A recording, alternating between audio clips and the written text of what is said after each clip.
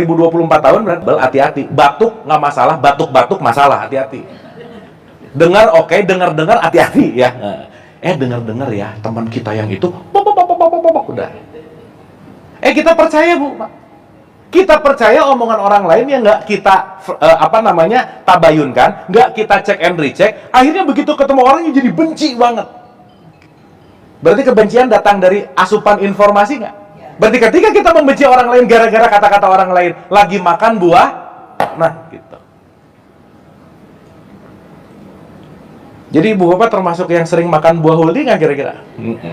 Apalagi orang Sunda, lalap namanya ya. Lalap huldi.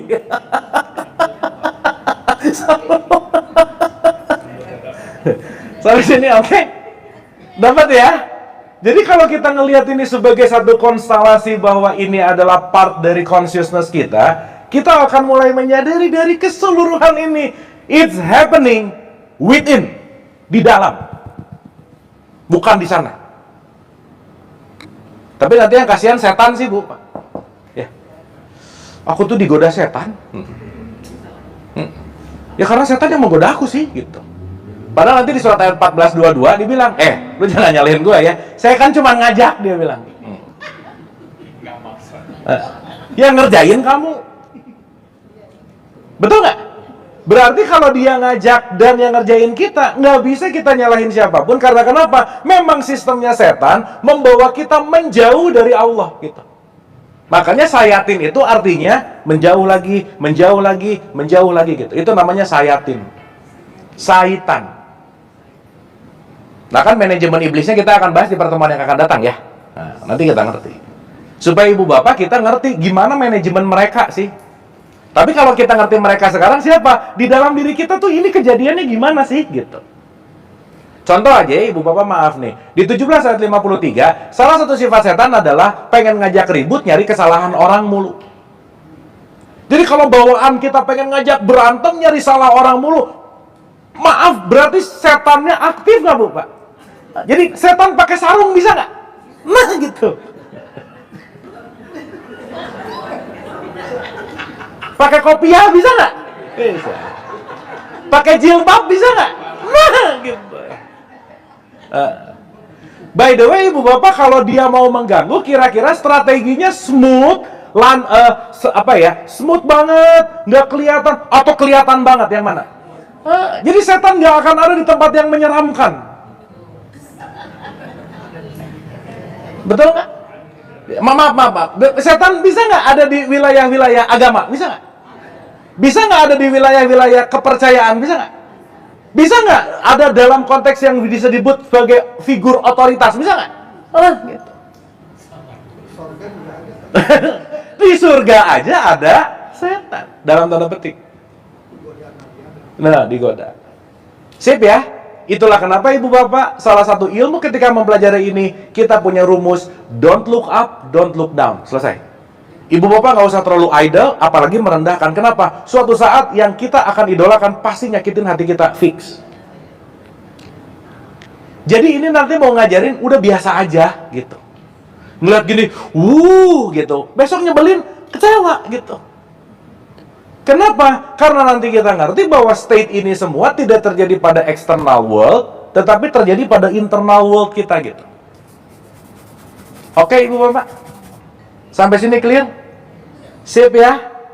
Berarti Adam checklist, Hawa checklist, malakutnya checklist, iblis atau setannya checklist. Jadi ibu bapak bisa bedain iblis dan setan ya.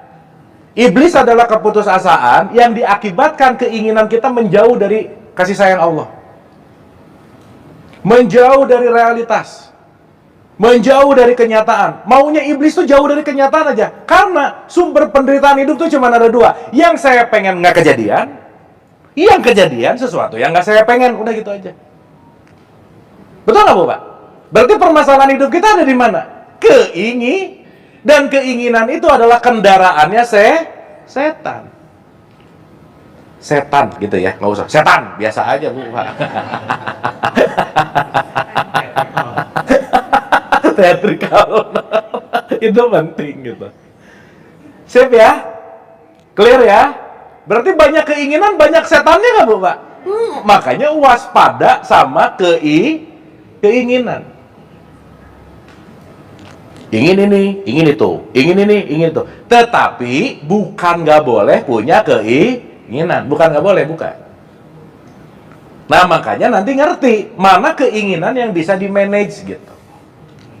Seenggaknya ibu bapak begitu ngerti ini, tak ada keinginan, tak setan lagi mampir. Gitu Bu, Pak. Oh, ini setan nih.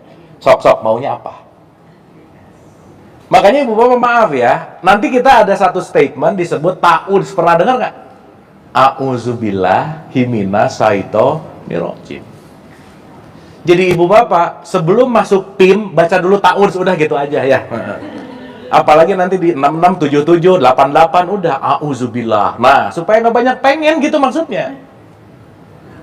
Tetapi kan statementnya bukan aku berlindung kepada Allah dari godaan setan. Bukan itu gitu. Tapi meningkatkan yang namanya consciousness. Atau kita sering sebut dengan yang namanya kesadaran. Sampai sini oke? Sip ya? Clear ya? Jadi ibu bapak di tahapan ini supaya kita ngerti semua cerita tadi ada di dalam diri. Dan ibu bapak mudah-mudahan, maaf ya, kita tidak banyak tergoda oleh setan. Ibu bapak kalau kita nggak pengen tergoda setan harus punya ilmu setan nggak Bu Pak? Iya. Belajar maling bukan untuk maling supaya tahu kalau maling mau maling ketahuan. Berarti harus tahu ilmunya setan nggak kira-kira? Nah gitu. Makanya nanti pertemuan yang akan datang kita akan belajar manajemennya tuh seperti apa sih gitu. Supaya ketika ciri-ciri dia mau datang, oh setan nih gitu Bu. Karena dia akan menyelinap kepada sesuatu untuk menutupi kesadaran kita. Sok nggak usah jauh-jauh. Ibu bapak lebih banyak ngomong dulu baru mikir atau mikir dulu baru ngomong? Ngomong dulu baru. Berarti kesadaran waktu ngomong hidup atau enggak? Berarti yang lagi ngomong siapa? Nah, ini nih. Udah aja gitu. Pas gitu baru mikir, aduh kenapa ngomong gitu ya barusan? Nah, nyesel tuh. Kan ada rumusnya ibu bapak. Ketika orang lain salah, aku belum belajar. Ketika aku yang salah, aku mulai belajar. Ketika nggak ada yang salah, pelajaran selesai. Nah kita ada di state mana tuh? Berarti urusan nyalahin siapapun, urusan siapa? Ini nih. Gitu. Sip ya? Clear ya? Oke? Duh ini jadi hening-hening ini bagus nih ya, oke ya? Langsung ini vibes malaikat gitu ya. Tapi malaikatnya pencabut nyawa gitu ya. Nah, tadi saya mau balik dulu ke 18 ayat 50. Jadi ibu bapak hati-hati ya, ini penting banget untuk melakukan self-management. Nah, di 18 ayat 50 didetailkan lagi. Dan ingatlah ketika Allah berfirman kepada para malaikat, "Kat, ikutin Adam, clear, kecuali iblis. Iblis dari golongan jin." Kan ini supaya mudah ibu bapak, selalu kita kaitkan dengan esensial per saat ini. Ada energi, ada vibrasi, ada frekuensi. Oke, ada energi, ada vibrasi, ada frekuensi. Artinya, kalau kita bicara energi, vibrasi, dan frekuensi, setiap kejadian kehidupan kita pasti consume energi nggak Bu Pak? Iya, nggak mungkin enggak. Dan jangan lupa ibu bapak, per 24 jam energi kita itu limited, terbatas. Makanya kita perlu resting. Kita perlu istirahat. Kenapa? Recharging the energy. Nah ibu bapak maaf ya, 95% yang kita lakukan sehari-hari sudah dalam keadaan tidak sadar dikuasai oleh hawa. Nanti hawa ini disebut subconscious mind. Jadi 95% yang kita lakukan sehari-hari, ibu bapak maaf ya, nggak mikir. Udah aja, udah aja. Itulah nanti jadi sebuah yang namanya habits. Begitu ngelihat karena habisnya menilai jelek, jelek. Kalau ada apa, komplain dulu. Kalau ada apa, marah dulu. Sekarang saya tanya, ibu bapak marah keputusan bukan? Contoh-contoh. Dalam sebuah peristiwa, ada sesuatu nih. Marah atau bahagia misalnya. Setiap saat, pilihan ini selalu ada nggak Bu Pak? Ada. Tetapi mohon maaf, ketika ada orang nyebelin, bahagia ini udah nggak ada pilihan lain, kecuali saya memilih untuk langsung marah. Betul nggak Bu Pak? Yes. Berarti waktu ibu bapak marah, sebetulnya lagi memutuskan marah nggak? Iya, tapi pertanyaan saya, sadar nggak memutuskan marah? Enggak. Berarti bahagia keputusan bukan? Iya, terus ngomong, aku jarang bahagia. Ya emang nggak pernah dipilih sih gitu. Betul nggak Bu Pak? Tapi komplain, aku tuh nggak bahagia hidupnya. Iya, kamu milih marah mulu. Betul nggak? Dan nanti inilah kenapa Adam dikasih free will gitu. Your choice. Mau kamu bahagia, mau kamu marah, mau kamu beriman, mau kamu kafir, sakarepmu gitu. Terserah. Kenapa? Karena ada satu hukum Tuhan secara rob nanti disebut konsekuensi. Ibu Bapak maaf ya, hidup diuji nggak Bu Pak sama Allah? Nah mulai nih asbun lagi nih, dengerin dulu pertanyaannya. Hidup tidak pernah diuji oleh Allah, tetapi diuji oleh konsekuensi yang kita lakukan, gitu loh Bu Pak. Iya. Sekarang kalau lagi lumayan oke, aku diuji Allah. Lagi oke. Tapi hal-hal yang bete, Allah mengazabku, gitu Bu Pak. Jadi dikit-dikit nyalahin Allah gitu. Tuhan disalahin, ini Tuhan maunya apa sih gitu. Karena menganggap dia yang memberikan, tapi lupa bahwa kejadian sistemik ini semua datang karena konsekuensi. Sampai sini oke Bu Pak? Sip ya? Berarti ketika Adamnya aktif, ketika buah holding nggak terlalu banyak dimakan, saya getting clear punya jeda antara perilaku dan respon dan reaksi. Artinya apa? Dalam setiap kejadian saya hold dulu sesaat. Tar. Ibu bapak saya ulang-ulang ya, punten pisan jangan bosan. Ibu bapak please, lihatlah energi seperti ibu bapak ngelihat uang. Kalau tahu uang ini sangat ada value-nya, pasti kan nggak mau dong menginvestasikan di tempat yang bodong. Betul nggak Bu Pak? Iya. Jadi ibu bapak marah perlu energi nggak? Kira-kira marah nggak penting, jangan investasi di sini gitu loh Bu Pak. Ini ibu bapak kalau ngelihat historical investment-nya gitu ya, itu mungkin yang paling banyak marah, benci, dengki, iri, dengki, marah semua itu tuh, investment-nya tinggi banget di situ gitu. Jangan-jangan tenang, damai, bahagia, ruangannya gelap gitu Bu Pak. Misal. Atau di situ nggak ada investment. Kenapa? Karena tanpa sadar terus memilih marah, benci, iri, dengki. Marah, benci, iri, dengki. Yang itu semua adalah datang dari keputusasaan. Karena terlalu lama terjebak dalam state yang namanya iblis. Sampai sini oke? Sip ya? Jadi iblis di sana atau di sini? Di sini. Sekarang saya tanya ibu bapak, punten.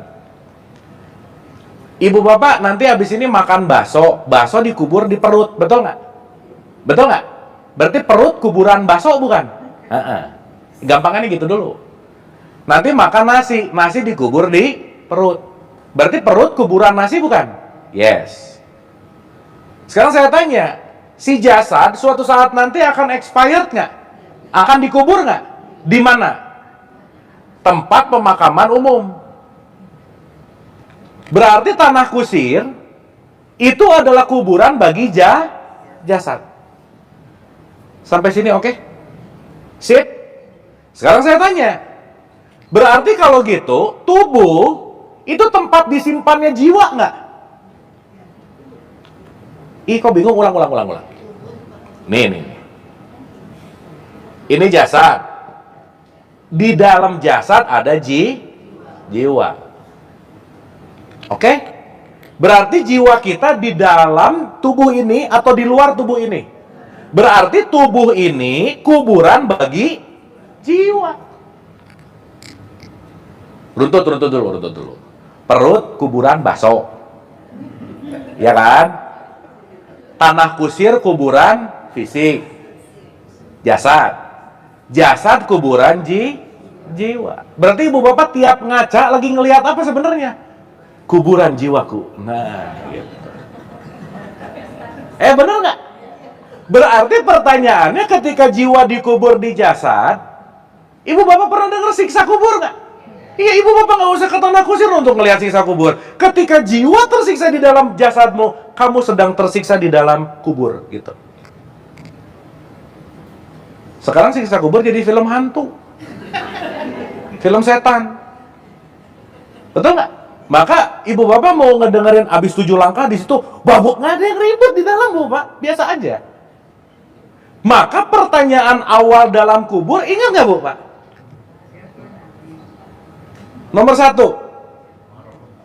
man rob buka. Betul nggak? Rob loh yang ditanya, bukan Allah loh. Jadi ibu bapak sekarang mau ngasih ngapalin, nanti ditanya di kubur Allah. Enggak gitu, bukan. Man rabbuka Allah, wa nabiyuka Muhammad, wa kitabaka Quran. Enggak gitu atuh bu, pak. Masa gitu sih gitu.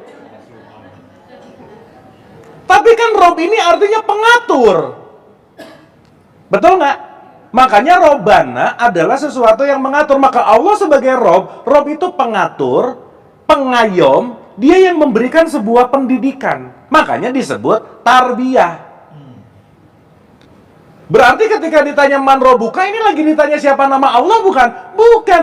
Siapa yang ngatur hidup kamu sehingga jiwa kamu tersiksa? Apakah yang mengaturnya harta, jabatan, omongan orang lain, merek orang lain, keinginan? Semuanya datang dari mana? Dari keputusasaan.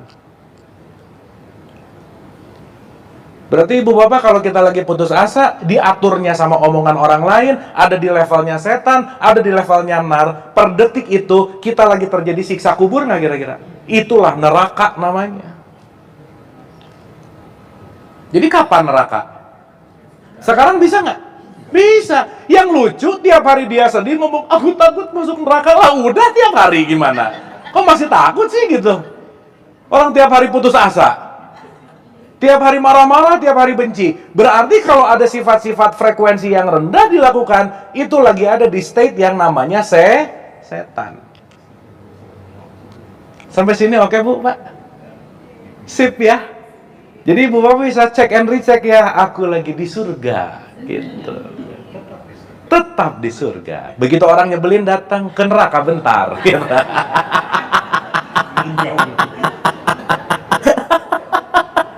Iya, karena ibu bapak ke neraka itu pasti. Nggak bisa enggak, karena diciptakan nanti yin yang. Nggak bisa enggak. Nggak ada orang yang nggak ke neraka dalam tanda petik ya. Karena ibu bapak maaf, saya ulang lagi, neraka itu bukan tempat menyiksa, bukan. Oh, Allah nyiksa sih. Neraka kan disimbolkan api. Sok ibu bapak beli steak nggak dibakar, alot dagingnya, betul nggak? Tapi ketika steak dibakar, jadi juicy nggak? Oh, berarti pembakaran bukan menyiksa, tetapi mematangkan. Kalau kamu belum matang, kamu masuk ke dalam penderitaan. Maka penderitaan yang akan mematangkan jiwamu. Maka kamu jadi dewasa di situ. Akhirnya kalau udah dewasa, masuk state-nya kembali ke surga. Jadi takut neraka nggak bu, pak? Ngapain takut, udah sering, betul nggak? Gitu. Gosong. Kalau itu udah bukan well done lagi ya. Itu overwhelm namanya. Ih, udah 11.52. Oke, ibu bapak. Sip ya. 11.52 betul ya, Pak? Aduh, punten ibu bapak saya. Ya udahlah ya, pokoknya gitu ya. Tapi sampai sini dapat, Bu, Pak? Dapat ya? Nah, manajemennya seperti apa? Kita akan bahas di tanggal 18, insya Allah. Tapi online ibu bapak ya, punten. Jadi nanti 18 kita bahas online supaya nanti ibu bapak ngerti. Nah, sedikit sebelum kita tanya jawab. Nanti kita bahas di 18 ya. Jin itu energi, Bu, Pak. Oke? Yang memiliki vibrasi positif dan negatif. Maka golongan jin yang durhaka namanya iblis, itu yang negatif. Yang oke namanya malakut. Maka kalau positif jadi jenius namanya. Iya. Berarti knowledge yang membuat kita hidup kejeniusan datang dari mana? Daya pikir, energi di situ. Tapi daya pikir bisa dipakai korupsi nggak? Jadi majinun itu orang gila. Oh iya. Jadi energinya tuh sama. Tergantung kita mau mengoperate ke wilayah vibrasi positif atau negatif. Kalau dalam statementnya David Hawkins, yang positif disebut power, yang negatif disebut force.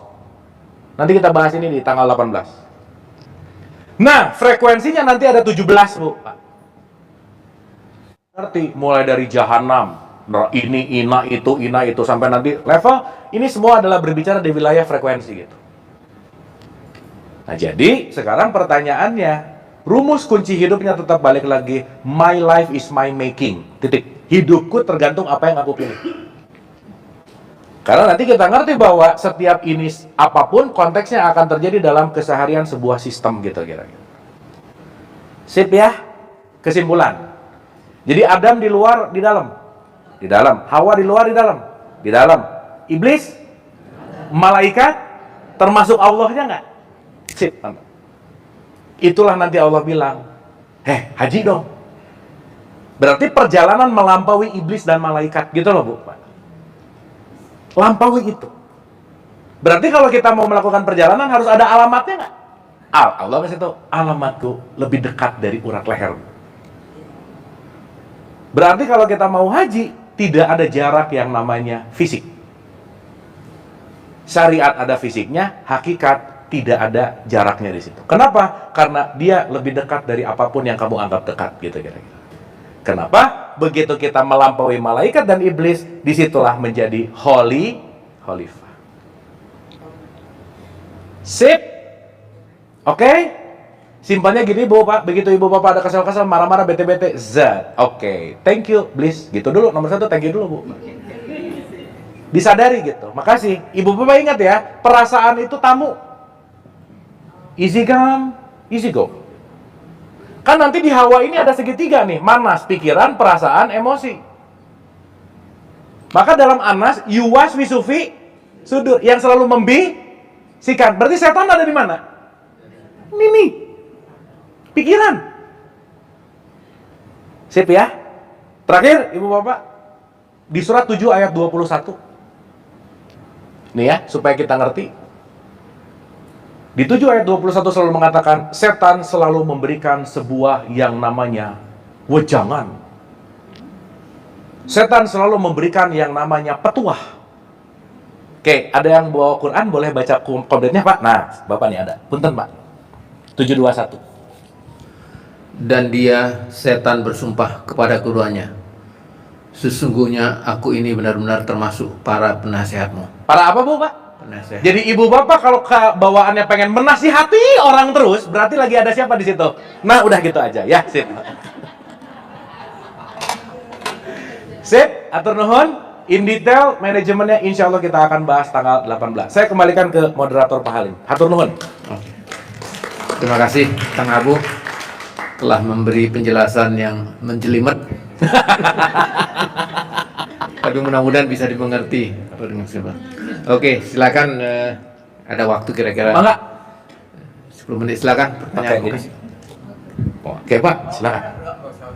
Supaya ada recordnya Pak. Baik. Terima kasih Kang Abu. Saya bukan nanya Pak, saya justru menjawab pertanyaan Pak Kang Abu. Selalu bilang, loh kok ditanya ngerti, kok jawabnya lama Pak. Itu karena langsung ini Pak, kita database-nya ini udah tua-tua. Terus kita introspeksi, kita bilang, loh kok banyakan iblisnya di Itu aja Pak, terima kasih. Terima kasih Pak. Pak, alhamdulillah baru kali ini ada iblis ngaku sih Pak. Berarti udah tobat Pak, bagus nuhun Pak. Atur nuhun Pak, keren. Enggak Pak, punten. Sedikit koreksi tadi, sebetulnya Abu itu adalah ayahnya dari anaknya yang paling besar ya Pak. Jadi kalau manggilnya Kang Abu, jadi gimana artinya tuh? Oke, pertanyaan saya ini, kenapa Tuhan membuat makhluk manusia itu sebagian ada yang menggunakan perasaannya dan sebagian ada yang menggunakan nalarnya gitu. Nah itu aja. Ya, balik lagi Pak. Tadi mau perasaan atau nalar, state dari ketika dia mau melatih bagian mana yang sering digunakan. Oke. Itu sih Pak. Nggak ada sekolahnya ya? Ya, balik lagi. Karena kita nggak bisa katakanlah, meskipun korpus kolosum di otak perempuan lebih besar, dan kita terus bicara bahwa perempuan menggunakan perasaan misalnya, tetapi state itu mungkin kalau kita menyadari bahwa intinya adalah keseimbangan sih sebetulnya. Oh iya. Dan kata kuncinya tuh latihan sih sebetulnya Pak. Jadi bukan Allah yang menciptakan, tetapi kita mau yang latihan atau melatih. enggak gitu. Oke. Itu. Terima kasih. Nuhun. Mangga ya. Oh iya. Nuhun Pak. Do.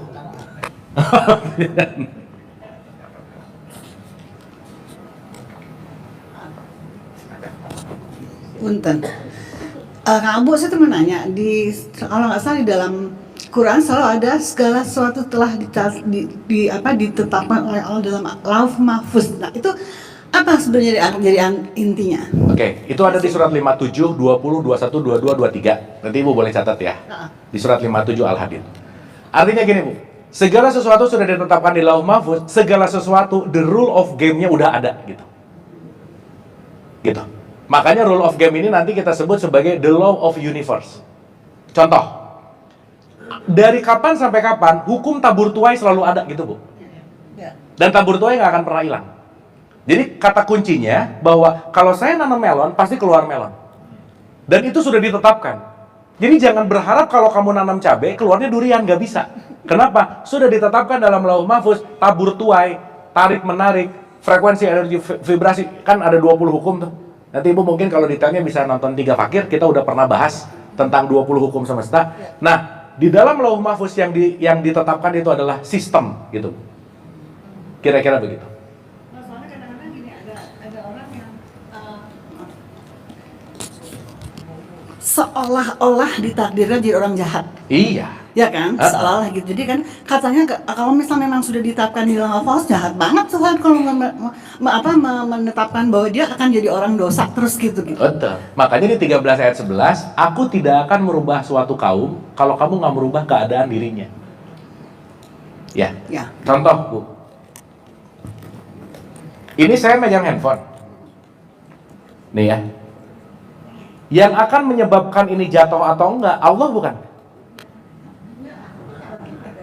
Ini saya nih, ya Allah jatuhkanlah handphone. Enggak, ini enggak jatuh. Betul nggak? Tapi yang akan membuat ini jatuh, itu adalah ketika saya memutuskan untuk melepaskan. Gitu Bu. Sip. Berarti keputusan jatuh adalah saya, tapi jatuhnya ke bawah, itu Lauh Mahfuz. Makanya jatuhnya ke bawah namanya gravitasi. Ibu bapak kita penting bersyukur terhadap gravitasi nggak? Bu, kalau ibu bapak kita nggak ada gravitasi, bentar lagi ibu bapak mau pipis ya, deg-degan loh. Ya, ini kemana nih turunnya nih, gitu. Bener nggak? Iya. Makanya si gravitasinya disebut takdir. Makanya nanti ada kodar, dan nasib Bu. Nah ini 3 hal yang berbeda gitu. Sip ya? Sip, mantap. Mangga Ibu. Satu lagi Kang Abu, pendek. Mungkin pertanyaannya dangkal. Kami angkatan 73 sedang 2 tahun yang lalu membuat buku lini masa. Jadi dari Big Bang sampai keadaan sekarang. Iya. Maksudnya tuh untuk sumbangsi kepada pendidikan. Jadi digambarkan bagaimana terjadinya bumi, kemudian manusia purba gitu. Nah pada saat itu Adam 8.000 tahun lalu Masehi, terus kita juga ketemu peninggalan-peninggalan purba yang sekian puluh ribu yang lebih lalu, jauh. lebih jauh. Jadi kita debatnya tuh nggak putus. Jadi kita tuh keturunan siapa gitu. Nah nanti kan kita akan membuat update dari buku itu supaya lebih clear, lebih bagus. Apa yang bisa ditulis di dalam buku itu supaya bisa diterima oleh semua pihak. Terima kasih. Gini Bu, kalau ngomongin keturunan siapa ya, keturunan nenek moyangnya sih sebenarnya kan itu satu. Nah, kalau kita sekarang berbicara masalah evolusi itu tidak berbicara satu, enggak begitu gitu. Tapi Adam adalah orang yang enlightened. Itu namanya Adam. Tercerahkan. Itu aja Bu. Gitu. Dan nanti kenapa malaikat itu komplain? Ya Allah, di surat ayat 2 ayat 30. Nanti kita bahas di tanggal 18. ya Allah kenapa sih mau bikin khalifah yang kayak gitu lagi? Kan kemarin-kemarin juga bikin pertumpahan darah, gitu Bu. Allah ngomong, "Kat, jangan so tau lah, udah yang lebih tahu saya." Jadi malaikat juga kadang-kadang so tau dikit sih Bu, kadang-kadang. Nah, nanti di surat 230 itu nanti dikasih tahu, tenang aja, Adam akan saya kasih knowledge, kata Tuhan. Artinya, kalau kita udah ngerti Adam sebagai function, kita nggak ribut lagi urusan kita tuh ancestornya siapa. Karena dalam wilayah evolusi, ini nggak ada kata-kata pertama tuh nggak ada, karena semuanya tumbuh gitu loh. Bahasa gampangnya gitu. Gitu Bu. Nah jadi kalau kita ngerti ini sebagai sebuah fungsional, sekali lagi konteksnya bukan sosoknya, gitu. Gampangannya gitu Bu. Jadi kita nenek moyangnya siapa? Jawabannya sederhana sih, nggak penting sih Bu, gitu aja.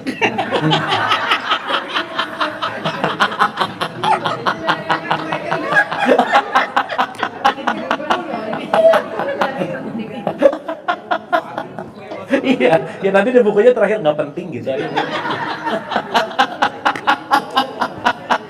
Katakan Abu gitu. Tapi jangan kata saya, jangan Bu, ya, jangan. Nah masalahnya kalau sekarang kita tahu ini dari sini, ya bagus sih, bagus. Terus kalau kata Mas Farudin Faiz, terus ngopo katanya, terus apa? Terus apa katanya? Oh iya sih, benar juga. Ya nggak penting ya? Iya. Gitu Bu. Tapi nanti tanggal 18 mudah-mudahan Ibu akan melihat lini masanya gitu. Karena dari gini Bu, cuman yang paling penting Bu ya. Ibu Bapak maaf ya. Ketika kita menyadari bahwa aku tuh udah 15 tahun menderita, 10 tahun apa dan seterusnya gitu.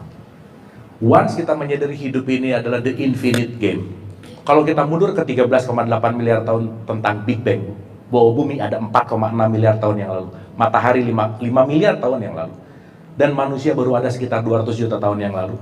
Dari Big Bang sampai sekarang kita baru ada 3 detik. Jadi kita ini hanya sekejapan mata gitu. So itulah nanti kita akan ngerti life is too short. Kalau kita dibanding dengan lini masa, mending bahas itunya daripada nenek moyangnya siapa ya gitu Bu Pak. Saya rasa gitu Bu, kira-kira.